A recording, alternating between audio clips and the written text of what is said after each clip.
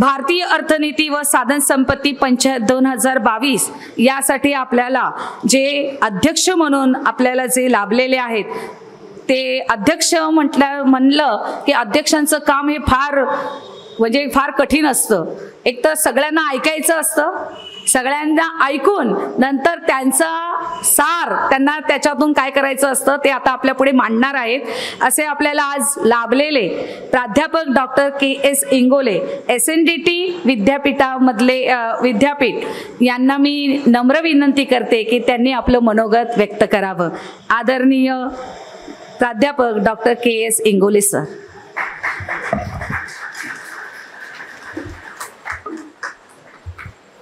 जय भीम. सगळ्यांना जय भीम.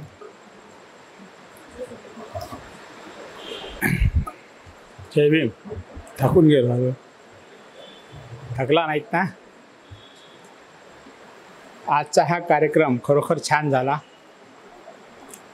श्रोतागण पण जागृत होता आणि बरेच अभ्यासक आलेत आणि त्यांनी या विषयावर चर्चा केलेली आहे.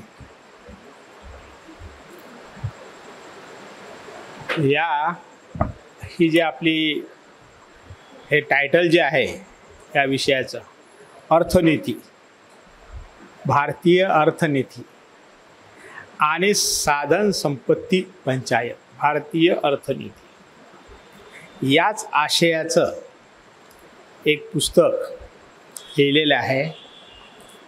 ते लिहिले आहे ॲडम स्मिथ. ॲडम स्मिथ याला अर्थशास्त्राचा जनक असं म्हटलं जातं आणि त्यांनी 1776 मध्ये जे पुस्तक लिहिलं आहे त्याचं असं नाव थोडं लांबलचक आहे, an inquiry into the wealth of nations and its डिस्ट्रीब्युशन्स.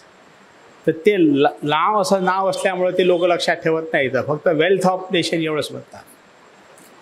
त्यांनी त्या देशातली संपत्ती, जो देश निर्माण करतो वेगवेगळ्या घटकाच्या माध्यमातून, आणि त्याचं वितरण कसं होतं याविषयीचं ते पुस्तक आहे. मोठा ग्रंथ आहे आणि तो फाउंडेशन आहे समजा, असं आपण म्हणतो या अर्थशास्त्राचा. आता या ठिकाणी जो आपला हा विषय आहे अर्थनीती, या भारतीय समाजाची अर्थनीती, आणि मग आपण म्हणतो की हे असं का होत नाही, त्याचंही कारण आहे या नीतीमध्ये. भारतीय समाजाची अर्थनीती जी आहे, हे म्हणजे जो धोरणं बनवणारा जो समाज आहे, याच्या नीतीमध्ये चातुर्वर्ण्य आहे, चातुर्वर्ण्य आहे.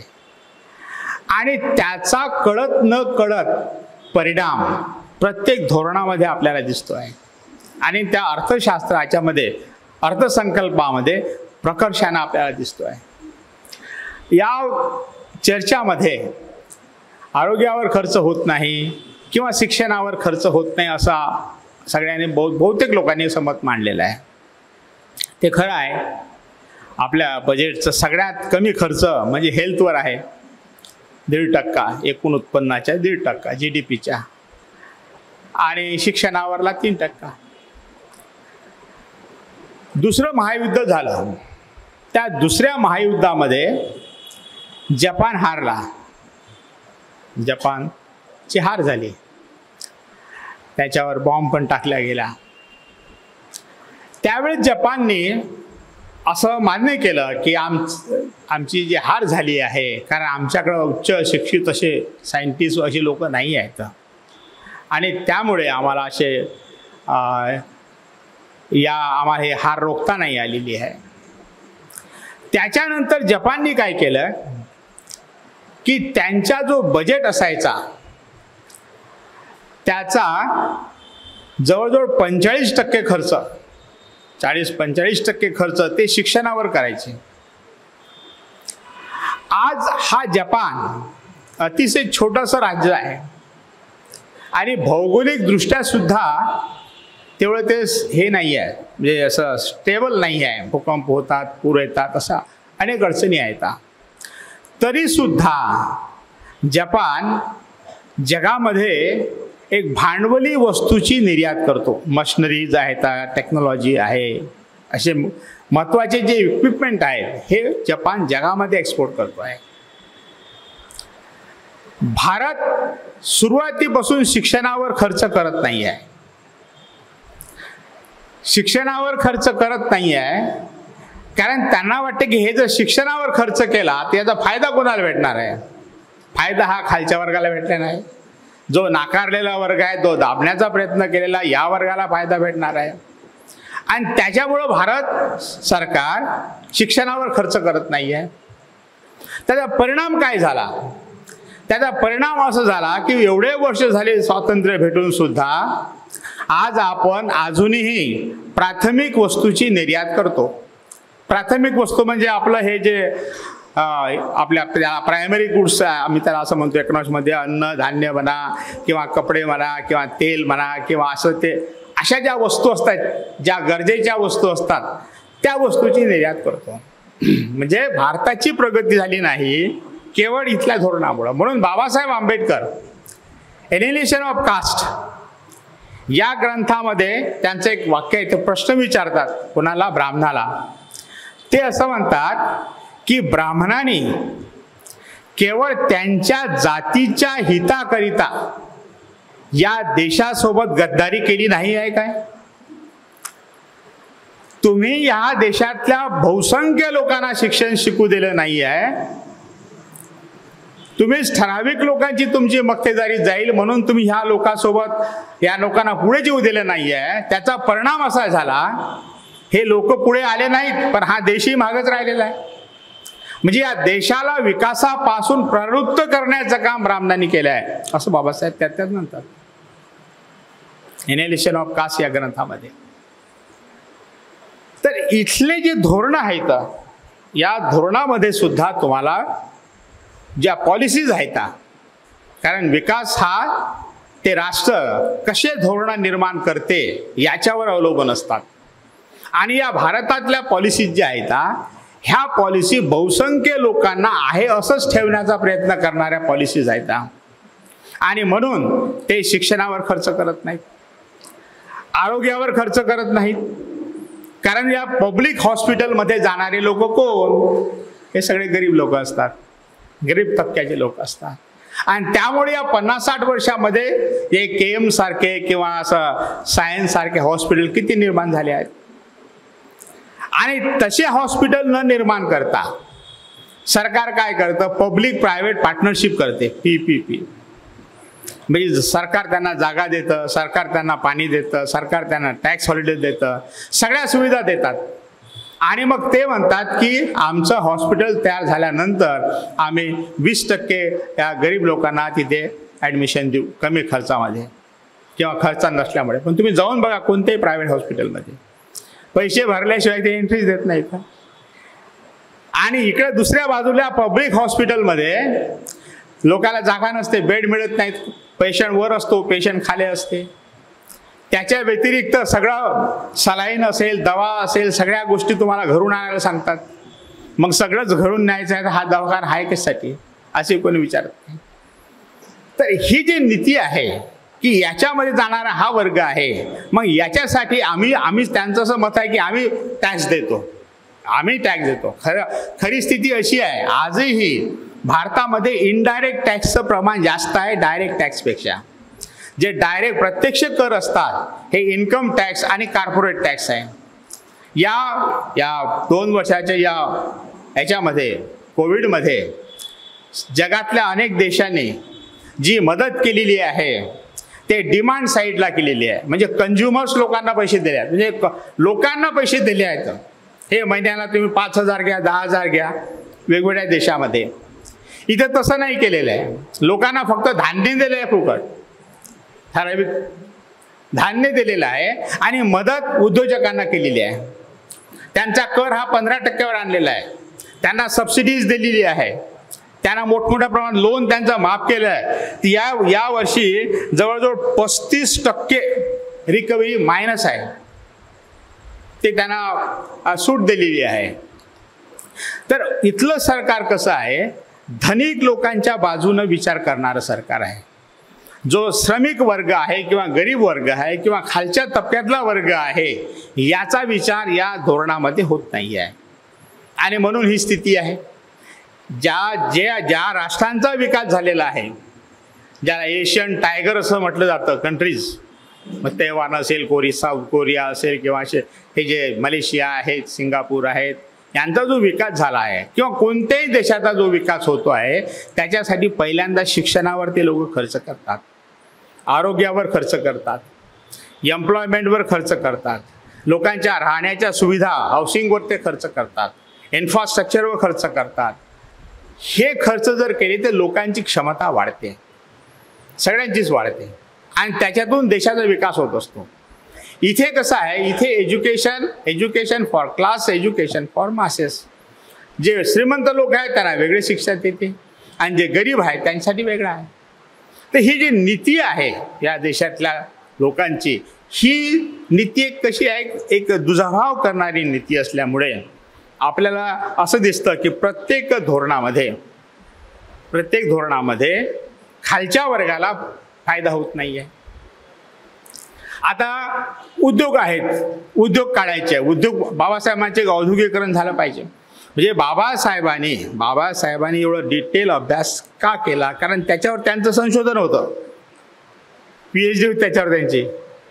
म्हणजे 1916 जेव्हा ते अमेरिकेमध्ये गेले, त्यांचा MAचाच विषय असा होता की East India company's finance, their administrations, म्हणजे त्यांचं व्यवस्थापन आणि त्यांचं फायनान्स, त्यांची कर पद्धती, त्यांचा खर्च, त्यांचं बॉरोईंग, याचा तौलनिक अभ्यास त्यांच्या त्या MAच्या ग्रंथामध्ये आहे. आणि केंद्र आणि राज्य सरकारचे संबंध आहेत हे त्यांचं PhDच आहे. त्याचा ग्रंथ आलेला आहे, the provincial finance in British India, आणि त्याच्यावरच आधारित माझा ग्रंथ आहे, म्हणजे मी PhD केलेली आहे. तर हे जे आहे सूत्र बाबासाहेब मांडलेलं, हे या देशाच्या म्हणजे डेव्हलपमेंट फ्रॉम द बॉटम, खालचा वर्ग वर नेऊन या देशाचा विकास करणं, ही बाबासाहेबांची भूमिका आहे. पण इथला प्रस्थापित असलेला वर्ग आहे, याला वरून विकास करायचा आहे, म्हणजे ठराविकच वर्गाचा विकास, खाली मात्र कोरडच आहे, असा यांचा हा त्यांचा संकल्प आहे. आणि ते तशीच पॉलिसी ॲडॉप्ट करतात. आणि त्याचमुळं जे शेड्यूल कास्ट कंपोनंट प्लॅन आहे हे 6व्या योजनेनंतर आलं, कारण त्यांना असं सरकारलाच कळलं की हे जे आपण विकासाचे जे मार्ग काढतो आहे किंवा ज्यासाठी तरतुदी करतो आहे हे खालपर्यंत जातच नाही, हा खालचा वर्ग आहे खालीच राहतो. मग या वर्गाला कसं काय आपण सपोर्ट केला पाहिजे. मग त्यासाठी तो जो वर्ग आहे त्या किती वर्ग आहे तो त्याच्या प्रमाणामध्ये तरतूद केली पाहिजे. तिथून ते शेड्यूल कास्ट कंपोनंट प्लॅन आला, शेड्यूल ट्राईब कंपोनंट प्लॅन आला. आणि हा प्लॅन सुरुवातीला फार एकदम सरळ आहे. या प्लॅनमध्ये असं आहे की जो पैसा आहे तो त्यांच्या शिक्षणावर खर्च केला पाहिजे. Highest education, technological education, skill education याच्यावर खर्च केला पाहिजे. एक दुसरं, त्यांना रोजगार मिळेल. म्हणजे हे जे बाबासाहेबांना मेमोरंडम दिलं होतं की जे लोक आमचे शिकतील त्यांना काही ना काही रोजगार मिळेल, पण जे शिकणार नाही त्यांचं काय. मग त्यांना उद्योगधंदे त्यांनी काढून दिले पाहिजे. त्यासाठी सरकारने त्यांना मदत केली पाहिजे. जसं या देशामध्ये हे टाटा म्हणा, बिर्ला म्हणा किंवा आणखी मोठमोठे उद्योजक आलेत, या सगळ्यांना सरकारने प्रचंड मदत केलेली आहे. आणि सरकारच्या मदतीने, सरकारच्या फायद्याने ते मोठे झाले आहेत. मग जर तुम्ही त्यांना मदत केली तर मग ह्यांना का करत नाही.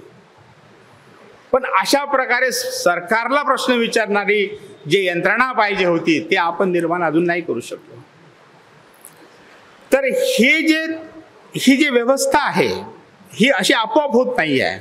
या व्यवस्थेला, या धोरणांना हे पद्धतशीरपणे त्यांना असं डायरेक्ट केलं जातं की हा खालचा तबका हा खालीच राहील. आणि या एका पिढीमध्ये एक पिढी शिकली आणि ते पुढे गेली, त्याने जरा बरं झालं, त्यांचं मुलं शिकायला लागले की लगेच सरकारने संविधान तसंच ठेवलं. संविधान बदललं तर हाहाकार होईल, लोक विरोध करतील. संविधान तसंच ठेवलं पण संविधानातल्या तरतुदी सगळ्या काढून टाकल्या. मग एक वक्ता होता, ते होता डायरेक्टिव्ह प्रिन्सिपल इम्प्लिमेंट केले पाहिजे. बरोबर, डायरेक्टिव्ह प्रिन्सिपल आहे की सरकारचे धोरणं कसे असले पाहिजे. बाबासाहेब असं म्हणत होते की स्वातंत्र्याच्या नंतर या देशामध्ये जे रावसाहेब कर्जमत होते की यांची ते घटनेमध्ये हे त्यांना मान्य नव्हतं. कारण बाबासाहेबांना त्या घटनेमध्ये स्टेट सोशलिझम हे त्यांचं कन्सेप्ट आहे, राज्य समाजवाद.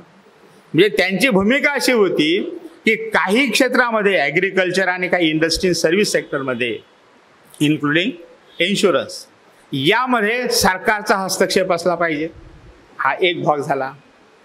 दुसऱ्या बाजूला सरकारचे जे धोरण आहेत विकासाचे हे डायरेक्टिव्ह प्रिन्सिपलच्या अनुषंगाने असले पाहिजे.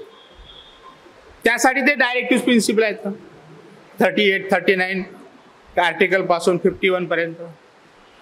परंतु त्याची अंमलबजावणी होत नाही आहे. धोरणं राहतात एका बाजूला, डायरेक्टिव्ह आहेत दुसरीकडे, पण ते सरकार त्याला बगल देते आहे. आणि असा बगल देऊन हा विकास चाललेला आहे. म्हणजे कसं आहे, भारताचा विकास होतो आहे, भारताचा विकास होतो आहे, पण भारतातल्या बहुसंख्य लोकांना बगल देऊन हा विकास पुढे चाललेला आहे. आणि काही थोड्याफार लोकांचा, आता समजा आम्ही काही गावामध्ये सर्वे घेतलेला आहे शेतमजुरांचा 1-2 वर्षापूर्वी, तर जे मुलं शिकलेत, जे लोक आपण शिकलात, शिकून शहरामध्ये आला, आपलीच काही थोडीफार प्रगती झालेली आहे. आपण जरी कष्टाने आलो, चाळीमध्ये असेल, चाळीतून आता छोट्या छोट्या बिल्डिंगमध्ये गेलो, काही मोठ्या बिल्डिंगमध्ये गेलं, हे आपली झाली आहे प्रगती. पण गावामध्ये जर आपण गेलो तर 40-50 वर्षापूर्वी जी स्थिती होती त्यामध्ये फारसा काही बदल झालेला नाही आहे. अजूनही ते तशीच स्थिती आहे.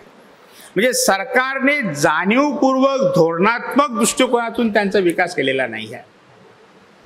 आणि हे विकास करण्यासाठी आणि ह्या आपल्या अडचणी दाखवण्यासाठी आपल्याला हा अर्थसंकल्प जाणून घेणं गरजेचं आहे. या अर्थसंकल्पामध्ये उद्योजकांना किती सबसिडी दिल्या आहेत, अनेक उद्योजकांना मोठ्या मोठ्या प्रमाणामध्ये सबसिडी दिलेल्या आहेत. आणि जे गरिबांसाठी आज सरकार म्हणते खेड्यामध्ये आपण हे करू ते करू, पण या बजेटमध्ये खेड्यामध्ये रुरल डेव्हलपमेंट -10% आहे. म्हणजे काही विकासासाठी नवीन पैसा काहीच रचणार नाही. केमिकल फर्टिलायझरच्या किमती वाढणार आहेत, कारण तिथे -24% सरकारची हे आहे, गुंतवणूक आहे. म्हणजे गुंतवणूक नसणारच, केमिकल फर्टिलायझर किमती आणखी वाढणार आहेत. हेल्थ आणि फॅमिली त्याच्यावर 0.2% याच्यामध्ये. आणि ही जी तरतुदी आहेत हे जाणीवपूर्वक केलेले आहेत. एक ठराविक वर्ग आहे, क्लास आहे, जसं आता हे न्यू एज्युकेशन पॉलिसी आहे, आपण ज्यावर चर्चा करतो. न्यू एज्युकेशन पॉलिसी 7 लोकांनी तयार केलेली आहे. वेगवेगळ्या विद्यापीठाचे वाईस चान्सलर होते. त्यापैकी चार लोक ब्राह्मण आहेत, एक शेख मुसलमान आहे, एक ख्रिश्चन आहे, आणि एक शेड्यूल्ड ट्राईबचा माणूस आहे. अमरकंठा युनिव्हर्सिटी आहे, शेड्यूल्ड ट्राईब युनिव्हर्सिटी अमरकंठा मध्य प्रदेशमध्ये, तिथला एक व्हाईस चान्सलर आहे. आणि 4 ब्राह्मण. आणि या 4 ब्राह्मणापैकी एक ब्राह्मण बाई म्हणजे आमच्या त्या SNDT विद्यापीठातली व्हाईस चान्सलर होती, कामत, वसुधा कामत. आणि तिनं हा सगळं ड्राफ्टिंग केलेलं आहे. आणि ते त्या लोकांनी मंजुरी केलेलं आहे आणि लादलेलं आहे. म्हणजे कसं असते, हे जे धोरणं आहेत याच्यावर आपण बोलतोय, पण ते त्या ठराविक लोकांनीच ते तयार केलेलं आहे, कॅटेगराईज करून, की तुम्हाला आणखीन जे पॉलिसी मेकर आहेस तुम्ही, म्हणजे वरच्या लेवलवर शिकला असेल ते पॉलिसी मेकर मध्ये जातात. ते नाही गेलं पाहिजे म्हणून तुम्हाला एका लेवलवर वेगवेगळे डायरेक्शन दिलेले आहेत. याच्यापुढे काय होणार, इतर म्हणजे अमेरिकासारखं वगैरे फार कमी लोक हायर एज्युकेशनला जातील आणि बहुतेक लोक हे अल्प म्हणजे कुठला तरी स्किल घेऊन पोटापर्यंत त्यांना नोकरी मिळेल. म्हणजे कसं होते बघा, एक सोपं उदाहरण ते तुम्ही कधी कधी सांगत असतो आमच्या वर्गामध्ये. 2 पोरं आहेत, A आणि B, 2 पोरं आहेत. दोघे जण 12वीत पास झाले. एकाला 90% आहे आणि एकाला 80% आहे. पण 80% आहे त्याचे वडील जरा हे आहेत, बरे आहेत, त्यानं त्याला 12वीच्या नंतरही पुढे शिकवलेलं आहे. ज्याला 90% आले त्याचे वडील म्हणजे कामगारच आहेत. कामगार आहेत, समजा एक महिंद्रा अँड महिंद्रामध्ये एक टेक्निशियन आहेत. मग तो बाप काय म्हणतो की अरे काय शिकून फायदा आहे, नोकऱ्या लागत नाही का, तू पण इकडं अप्रेंटिस हो, 1 वर्षाचा कोर्स कर आणि तुला पण काम मिळेल. मग आता हा 90% आलेला मुलगा 1 वर्ष अप्रेंटिस करतो आणि कुठेतरी कामाला लागतो. तो दुसरा जो मुलगा आहे 80% वाला त्याचा बाप त्याला शिकवतो पुढे, त्याच्या 12वी नंतर समजा तो मेडिकलला गेला असेल, इंजिनियरला गेला असेल, पुढच्या 10 वर्षामध्ये जर फरक बघितला आपण की हा अप्रेंटिस करून फॅक्टरीमध्ये कामाला लागलेला मुलगा हा 20-25 हजार रुपये कमावतो, तो 1.5-2 लाख रुपये कमावतो, हा गॅप होतो. म्हणून आपण म्हणतो गरीबाचे पोरं गरीब राहतात, श्रीमंताचे पोरं श्रीमंत राहतात. कारण हे धोरणच अशी आहेत. हे धोरणं तुम्ही उच्च शिक्षणावर गेला नाही पाहिजे यासाठी अनेक तरतुदी केलेल्या आहेत तुम्हाला वेगळं वेगळं करण्याच्या. आणि या नवीन धोरणामध्ये एज्युकेशन पॉलिसीमध्ये हे जास्त आहे. तर हे जे बजेट आहे, या बजेटचा एक एक कंपोनंट काय आहे आणि तो कसा आहे, त्याचे परिणाम काय होणार आहे. म्हणजे आपण एवढा इकडं खर्च तेवढा तिकडं खर्च बोलून काय होणार नाही. याच्या मागची भूमिका काय आहे याच्यावर आपल्याला एक नियोजन, एक प्लॅनिंग करून याच्यावर चर्चा घडवून आणून एक ओपिनियन आपल्याला तयार करावं लागेल की हा जो धोरण आहे, विशेषतः फिस्कल पॉलिसी म्हणतात. म्हणजे हे संविधानाच्या 112 आर्टिकल 112 याच्या अंतर्गत केंद्र सरकारने किंवा सरकारने आपलं रेव्हेन्यू अँड एक्सपेंडिचर हे स्टेटमेंट पार्लमेंटमध्ये सादर केलं पाहिजे. हे बंधनकारक आहे. आणि पार्लमेंटमध्ये सादर केल्यानंतर ते पार्लमेंटने मंजूर करून चर्चा करून मंजूर झालं पाहिजे आणि त्याच्यानंतर ते इम्प्लिमेंट केलं पाहिजे. म्हणजे हे जे बजेट होतं हे पहिल्यांदा पार्लमेंटमध्ये मंजूर होतं आणि त्या पार्लमेंटमध्ये आपले 140-43 लोक आहेत मागासवर्गीयापैकी, पण कोणताही खासदार याच्यावर बोलत नाही. तुम्ही शिक्षणावर खर्च का कमी करता असं कोणी म्हणत नाही, आरोग्यावर खर्च कमी का करता असं कोणी म्हणत नाही. कारण हे खासदार वेगवेगळ्या पक्षाचे असतात. तो जातीनं जरी मागासवर्गीय असला तरी तो वेगवेगळ्या पक्षाचा असल्यामुळं त्याला त्याचं धोरण मांडता येत नाही, त्याचं धोरण तो मांडूच शकत नाही. त्याच्यामुळं हा जो परिणाम आहे हा परिणाम पुन्हा पॅकचा आहे. या धोरणामुळं काय झालं, एक एजंट तयार झाले आहेत. खरे जे आंबेडकराईट लोक आहेत ते तिथं जात नाहीत, पण जाऊ शकत नाही आहेत. तर हे सगळ्या टॅक्टिस आहेत की या समाजाला, या वर्गाला, या बहुसंख्य वर्गाला जिथे आहे तिथेच ठेवायचं, जिथे आहे तिथेच ठेवायचं. त्याच्यामुळं आपल्यातले जे वरच्या लेवलवर जाणारे लोक आहेत ते फारच कमी आहेत आणि त्याच्यातले काही घाबरतात, त्याच्यातले काही त्यांचं व्यक्तिगत इंटरेस्ट असल्यामुळं बोलत नाहीत लोक. याच्यावर कोणी बोलत नाही आहे, या धोरणावर कोणी चर्चा फारशी करत नाही आहे. आणि हे महत्वाचा मुद्दा आहे, कारण हा देशाच्या विकासाची, देशातील माणसाच्या विकासासाठीचा हा अर्थसंकल्प बसतो. टोटल याच्यामध्ये सरकारचं धोरण असते की सरकारला नेमकं काय करायचं आहे, उद्योगाच्या बाबतीत सरकारला काय करायचं आहे, कोणते उद्योग सरकारला निर्माण करायचे आहे. उद्योगाचे धोरण आखत असताना या देशामध्ये आपला कामगार वर्ग कोणत्या क्वालिटीचा आहे, किती प्रमाणात शिक्षित आहे हे ठरवून धोरण आखले पाहिजे. तसं होत नाही आहे. आणि त्याच्यामुळं मोठमोठे जर उद्योग जरी काढले तिथं सगळा हा खालचा वर्ग लागत नाही, हा खालीच राहतो.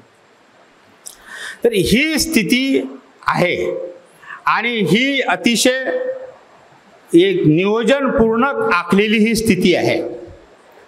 आणि यामध्ये ब्राह्मण आणि भांडवलदार हे दोघे जण एकत्रित येऊन, म्हणून बाबासाहेब म्हणायचे की आपले भांडवलदार आणि हा कॅपिटलिस्ट आणि हा ब्राह्मण हे दोन शत्रू आहेत, ते एकत्र असतात. त्या दोघांचं पट्टे तसं नाही आहे, परंतु या खालच्या वर्गाला दाबण्यासाठी ते एकत्र येतात आणि मग आमचे लोक इकडे तिकडे भटकत राहतात. तर त्याच्यामुळं काय होतंय मित्रांनो की हे जे परिस्थिती आहे हे ज्या वेगाने पुढे जायला पाहिजे होती त्या वेगाने जाऊन नाही राहिलेली आहे. आणि याला गती येण्यासाठी आणि कशामुळं असं होत आहे हे जाणण्यासाठी आपल्याला इररिस्पेक्टिव्ह ऑफ कास्ट अँड रिजन आपल्याला हे बजेटवर चर्चा करून आणल्या पाहिजे. याच्यासाठी आपल्याला बजेटच्या अगोदरही आपल्याला सरकारला दाखवून दिलं पाहिजे की आमच्या अशा डिमांड आहेत. चार्ट ऑफ डिमांड बाबासाहेब काय करायचे, प्रत्येक याच्या वेळेस जे इथं कोणतेही कमिशन आलं असेल काय त्याच्यासमोर बाबासाहेब चर्चा करायचे, त्याला निवेदन द्यायचे.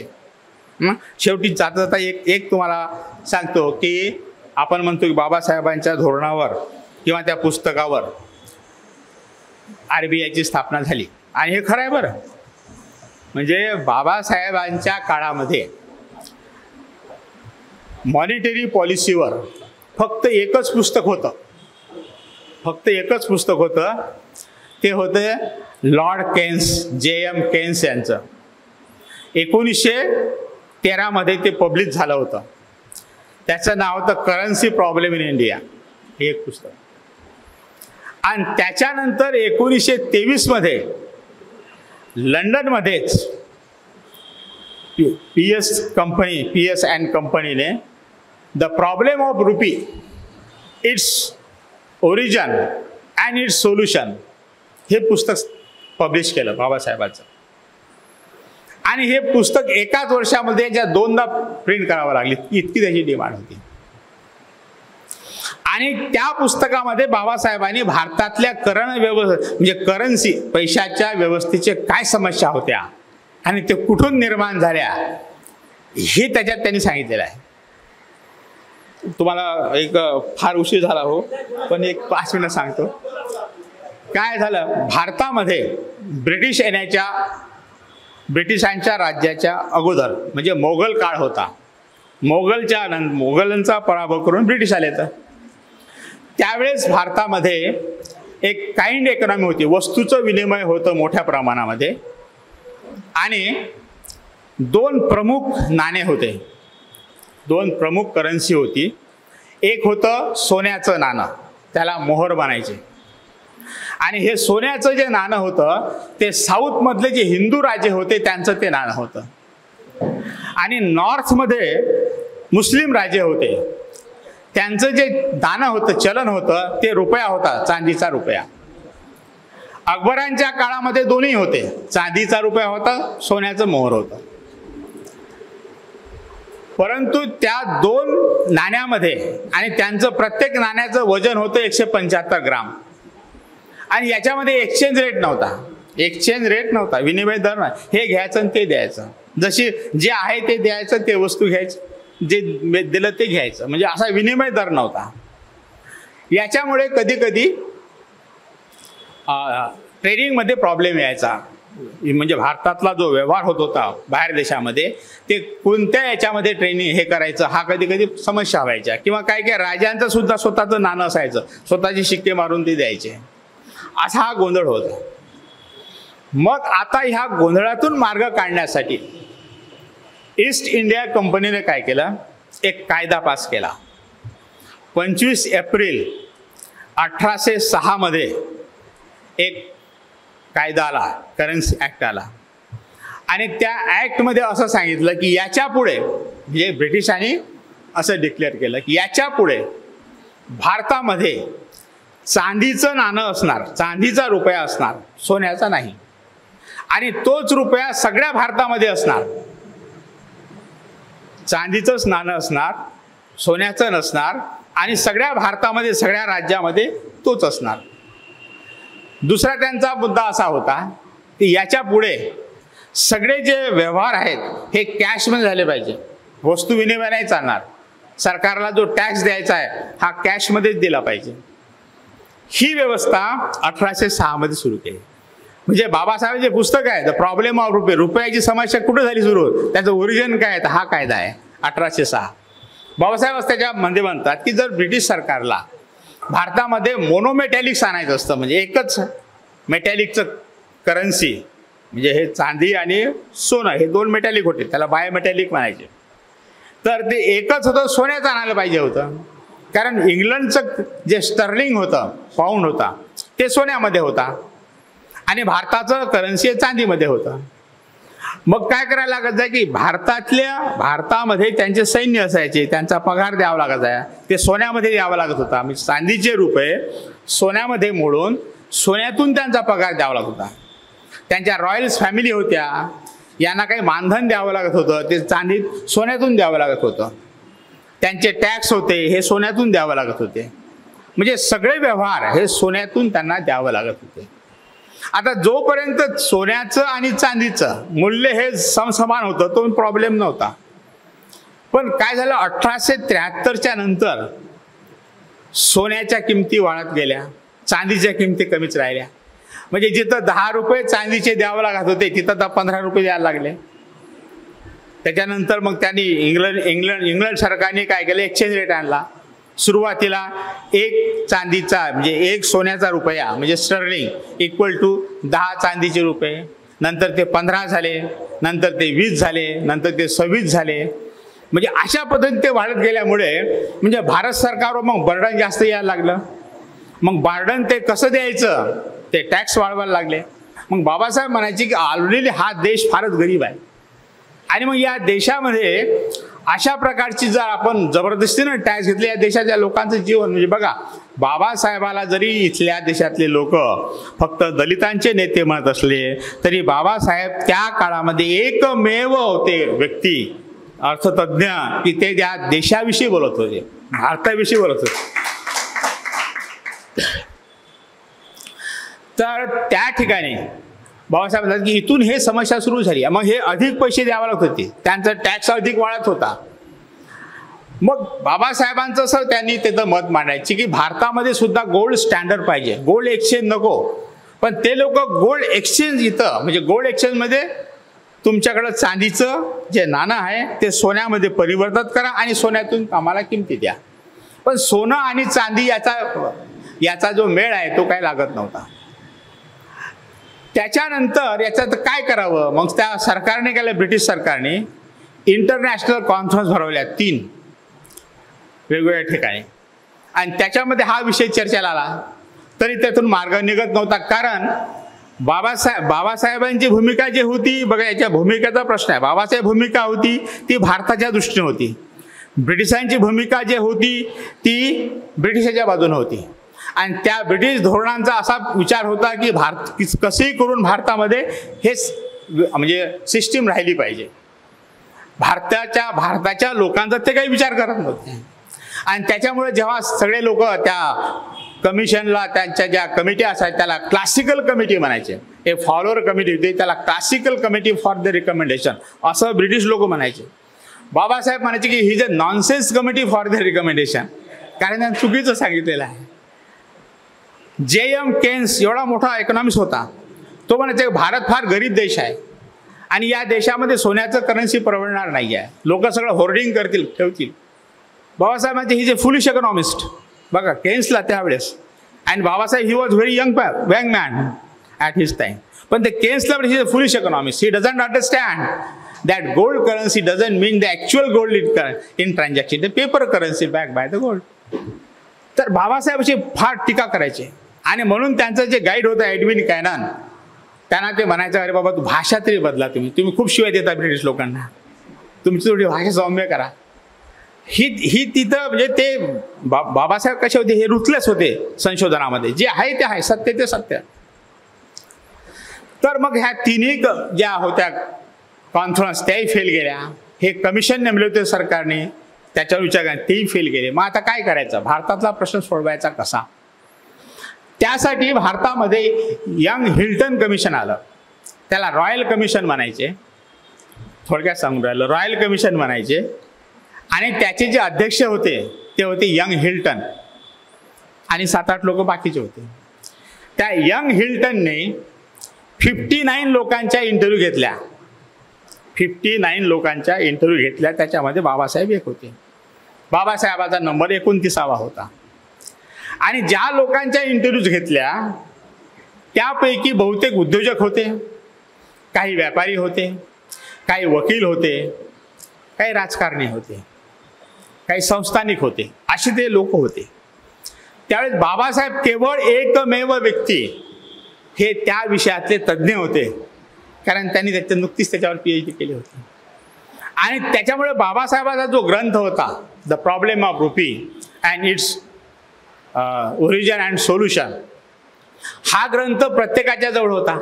त्यांचाच ग्रंथ घेऊन त्यांना ते विचारायचे. आणि मग त्यांना सांगितलं, बाबासाहेबांनी सांगितलं की भारतामध्ये पहिली गोष्ट की ज्या नोटाचं जे व्हॅल्यू आहे ते खूप जास्त आहे, ते कमी, कारण भारतातले व्यवहार कमी आहेत, एक आणा, काही पैसे, एखादा रुपया असं आहे. हे करन्सीचं जे मूल्य आहे ते कमी असलं पाहिजे. कारण भारतामध्ये पहिल्यांदा 1861 मध्ये जे सगळ्यात लहान नोट आली ती होती 10 रुपयाची. 10 रुपये, 20 रुपये, 50 रुपये, 100 रुपये अशा नोट होते. आता जिथं लोकांना 1 रुपया, 2 रुपये, 2 रुपये नाही लागायचे, काही काही लोकांचं ते बिना पैशानंच चालायचं. पण हे 10ची नोट मोडायची कुठं, हा त्यांना प्रश्न यायचा. नंतर 1871 मध्ये 5 रुपयाची नोट आली आणि ते लोक 5 रुपये सुद्धा तिथं फार मोठी त्यावेळेस किंमत होती. तर यंग हिल्टनला सांगितलं की नोट हे लहान असावी. त्याच्यानंतर सांगितलं भारतामध्ये सुद्धा गोल्ड स्टँडर्डच असलं पाहिजे, गोल्ड एक्सचेंज स्टँडर्ड नाही. तिसरी त्यांनी जे म्हणजे मी प्रमुख मागण्या सांगतो, कारण हिल्टन कमिशनने बाबासाहेबाला 212 प्रश्न विचारले, 212 प्रश्न लिखित दिले आणि त्या 212 प्रश्नाचं उत्तर यांनी लिखित दिलं आणि काही जे प्रमुख होते त्याची फक्त चर्चा केली की ते नोटीचा आकार कमी असला पाहिजे, भारतामध्ये गोल्ड एक्सचेंज असलं पाहिजे आणि तिसरी महत्त्वाची गोष्ट म्हणजे भारताचे एक मॉनिटरी चलन व्यवस्था त्याच्यावर नियंत्रण करण्याची एक मध्यवर्ती बँक पाहिजे, सेंट्रल बँक असली पाहिजे, जशी इंग्लंडमध्ये आहे, जशी इतर देशामध्ये आहे. कारण इथं कोणीही यायचं आणि पैसे छापायचे, सोनं घेऊन जायचे आणि पैसे छापायचे, त्यामुळे देशामध्ये पैसा किती याचं काही कळायचंच नाही.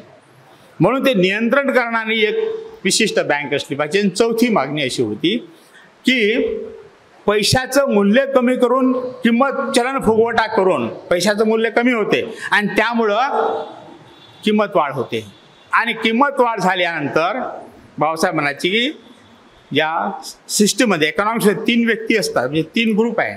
एक बिझनेस क्लास असतो, दुसरा कामगार वर्ग असतो ज्याचं उत्पन्न फिक्स आहे आणि तिसरा रिटायर वर्ग असतो की ज्याला फक्त पेन्शन भेटते किंवा जे काही त्याला काही काही ठिकाणी पेन्शन नाही, त्याला काही पैसे भेटतात आणि तो पैसे बँकेमध्ये ठेवतो आणि त्याच्या व्याजावर तो जगतो. असे 2-3 क्लास आहेत.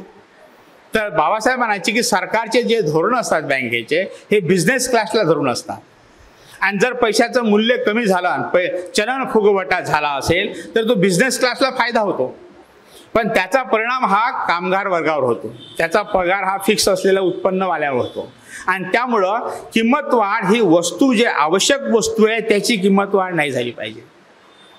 बँकांनी, रिझर्व्ह बँकेने म्हणजे सेंट्रल बँकेने हे बघितलं पाहिजे की या कन्झ्युमर गुड्सच्या वस्तूची किंमत अधिक नाही वाढली पाहिजे. ह्या प्रमुख मागण्या होत्या आणि यंग हिल्टन कमिशनने बाबासाहेबांच्या सगळ्या मागण्या मान्य केल्या, म्हणजे त्याच्यात घेतल्या आणि त्याने रिकमेंडेशन केलं आणि त्या रिकमेंडेशनमध्ये यंग हिल्टन कमिशनने ब्रिटिश पार्लमेंटला जो रिपोर्ट सादर केला त्याच्यात सांगितलं की भारतामध्ये याच्या पुढे 1 रुपयाची नोट यावी, 1 रुपयाची. भारतामध्ये गोल्ड स्टँडर्ड असावं, भारतामध्ये एक सेंट्रल बँक असावी आणि या सेंट्रल बँकचं फंक्शनिंग काय असावं, यांचं फंक्शनिंग काय असं हे सुद्धा जे बाबासाहेबांनी सांगितलं तेच त्या लोकांनी फॉरवर्ड केलं, रिकमेंडेड केलं. तर या हिल्टन कमिशनच्या रिकमेंडेडवर ब्रिटिश पार्लमेंटमध्ये चर्चा झाल्या आणि ते चर्चा होऊन 1934चा RBI ॲक्ट आला, 1934चा RBI ॲक्ट आला आणि या ॲक्टच्या आधाराने 1 एप्रिल 1935 मध्ये RBIची स्थापना झाली मुंबईमध्ये. त्यामुळे या बँकेच्या निर्मितीचं सगळं श्रेय बाबासाहेबांना जाते, कारण त्यावेळेस कोणाचंच काम नव्हतं, भारतामध्ये एकाचही काम या विषयावर नव्हतं. तर हे त्यांचं मोठं कॉन्ट्रीब्युशन्स आहे आणि RBIला माहीत आहे की हे बाबासाहेबांमुळे झालेलं आहे. त्यामुळे RBI काय करते, अनेक विद्यापीठामध्ये आंबेडकर चेअर देते, तिथे एक प्रोफेसरला अपॉइंट करतं, त्याला रिसर्च असिस्टंट देतं आणि त्याचा पगार वगैरे, त्याचा खर्च, कॉन्फरन्सला जाण्याचा वगैरे सगळा खर्च रिझर्व्ह बँक करते, त्या पगार वगैरे सगळं देते. पण जे लोक तिथे प्रोफेसर म्हणून होतात ते लोक त्याला आंबेडकर चेअर म्हणत नाहीत, त्याला RBI चेअर म्हणतात. म्हणजे अशी आपली मानसिकता आहे की फायदा बाबासाहेबाच्या नावानं घ्यायचं, पण बाबासाहेबाचं नाव घेत नाही. तर आता मुंबई विद्यापीठामध्ये ते एक माला लालवानी म्हणून बाई आहे, ती तिथं RBI चेअरवर आहे. तिकडं आपल्या पुण्यामध्ये गोखले इन्स्टिट्यूटमध्ये परचुरे आहेत, ते त्या ठिकाणी आहेत. अशा अनेक विद्यापीठामध्ये आहे RBI चेअर. तर फायदे सगळे घेतात, पण बाबासाहेबांचं नाव घेत नाही. बाबासाहेबांनी केलं असं म्हणत नाही. त्याच्यानंतर RBIने काय केलं आहे, जो RBIचा इतिहास आला आहे 3-4 व्हॉल्यूम्समध्ये, तो इतिहास त्यांनी 35च्या पुढे लिहिलेला आहे. जर RBIचा इतिहास 35च्या पुढचा असेल तिथं तुम्हाला आंबेडकर भेटत नाही. तर आंबेडकर कुठे येते? आंबेडकर तुम्हाला 1934च्या कायद्यामध्ये भेटते. म्हणजे हा 1935चा कायदा कसा आला, 34चा कायदा कसा आला, हे जर तुम्ही त्याचा अभ्यास केला तर तिथे तुम्हाला आंबेडकर भेटणार. तर अशा पद्धतीनं ह्या देशामध्ये काय होतं, विचाराचं पण मॅनिप्युलेशन केलं जातं आणि जे त्यांच्या हिताचं नाही त्याला झाकलं जातं. आणि म्हणून बाबासाहेबाला सगळेच लोक वरून उदो करतात, पण त्याचे धोरणं इम्प्लिमेंट करत नाही आहेत. बाबासाहेबांचे जे धोरण आहे ते या देशाच्या विकासाचे, या देशातल्या सगळ्यात खालच्या माणसाच्या विकासाचे, ते धोरणं इथं इम्प्लिमेंट करत नाहीत. आणि त्याच्यामुळे कसं आहे की बाबासाहेबांचे पुतळे बांधून किंवा बाबासाहेबांचं नुसतंच उदो जय जयकार करून प्रॉब्लेम मिटणार नाही आहेत. बाबासाहेबांचे धोरणं हे आपल्याला माहीत असले पाहिजे. आणि मगाशी म्हटल्याप्रमाणे मी आपले हे ॲडव्होकेट मोरे साहेब आहे तिथं, आम्ही पण विचारायचो की बाबा तुम्ही बाबासाहेब किती वाचला? की मी मुंबईमध्ये विद्यापीठामध्ये जेवढं मी 15 वर्ष जास्त आंबेडकर इकॉनॉमिक फिलॉसॉफी शिकवायचो. आणि बरेचसे लोक रिटायर झालेले पण असायचे. त्यावेळेस त्यांना विचारायचो बाबा तुम्ही आयुष्यभर आता काम केलं, बाबासाहेबाचं काय वाचलं? कोणी नसले पाहिजे. कोणी म्हणते मी धनंजय कीर वाचला. बाबासाहेबांचे चरित्र सुद्धा अनेक लोकांनी लिहिलेले आहेत. आपण जर इतरांचे चरित्र वाचले त्यांनी लिहिलेले बाबासाहेबांविषयी, तर आपल्याला कळते की धनंजय कीरने कुठं बदमाशी केली. आपण जर एकच वाचलं आपल्याला कळणार नाही. त्याच्यानंतर बाबासाहेब साहित्य आहे, कठीण आहे वाचायला, पण ते वाचलं पाहिजे, ओरिजिनल वाचलं पाहिजे. तेव्हा आपल्याला कळते की बाबासाहेब खरंच कुठे आहेत, काय आहे, त्यांचे काय धोरण आहेत. कसं आहे की बाबासाहेब जोपर्यंत आपण वाचणार नाही तोपर्यंत आपल्याला समजणार नाही. आणि जोपर्यंत आपल्याला समजणार नाही तोपर्यंत आपण ते काय केलं पाहिजे हेही सांगणार नाही. म्हणून बाबासाहेब समजून घेणं हे फार गरजेचं आहे. आणि माझी अशी विनंती आहे की ह्या तरुण वर्ग आणि आपण सुद्धा सगळ्यांनी बाबासाहेब वाचला. असा एकही प्रश्न नाही